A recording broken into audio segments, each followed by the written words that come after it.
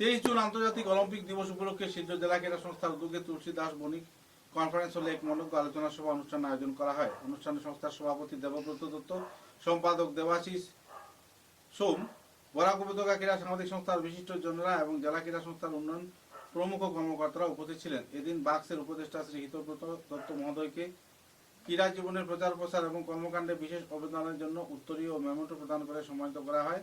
খেলোয়াড়দের উপস্থিতিতে বিভিন্ন বিষয় নিয়ে আলোচনাও করা হয়।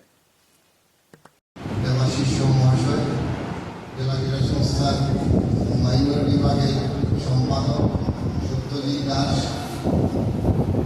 আর যিনি সঞ্চালনা করছেন উনি আমাদের কালচারাল বিভাগের সাধারণ সম্পাদক প্রণব কল্যাণ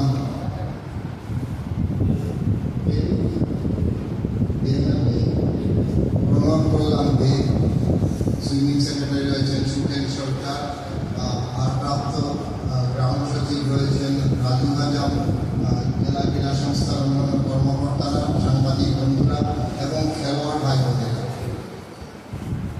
পিছনের সারিতে দেখতে পাচ্ছি আমাদের ফুটবলের কোচ বাবু সিংকে। অস্থির পরিবেশের মধ্যে ছিল তাতে যাতে মানুষ শান্তি পায়, কারণ খেলাধুলা এমন একটা মাধ্যম, এটা যথার্থই ছিল। কারণ কি অলিম্পিক গেমটাকে অলিম্পিক ডে হিসাবে যে 1948 সালে স্বীকৃতি দেওয়া হয়েছে, এটা কিন্তু অত্যন্ত তাৎপর্যপূর্ণ। কারণ কি সবাই এটা দেখে দিয়েছে যে খেলাধুলার মাধ্যমে বন্ধুত্ব করা যায়। এই যে অলিম্পিক ডে সেলিব্রেশন, এটার কিন্তু মাহাত্ম রয়েছে। এই কারণে হয়তো অনেক হানাহানি কম হচ্ছে, যুদ্ধ হচ্ছে না যে তা নয়। এখনো আমেরিকা ইরানের উপরে অ্যাটাক করছে, ইসরায়েল অ্যাটাক করছে লেবাননের উপরে, রাশিয়া ইউক্রেনের সঙ্গে যুদ্ধ করছে, যুদ্ধ হচ্ছে। কিন্তু এখন দেখতে পাবে যে দ্বিতীয় বিশ্বযুদ্ধ। এটার কারণ এইগুলো, এরকম অনেক দিন পালিত হয় আমাদের পৃথিবীতে, যে দিনগুলোকে আমরা পালন করার উদ্দেশ্য থাকে বিশ্ব শান্তি প্রতিষ্ঠা।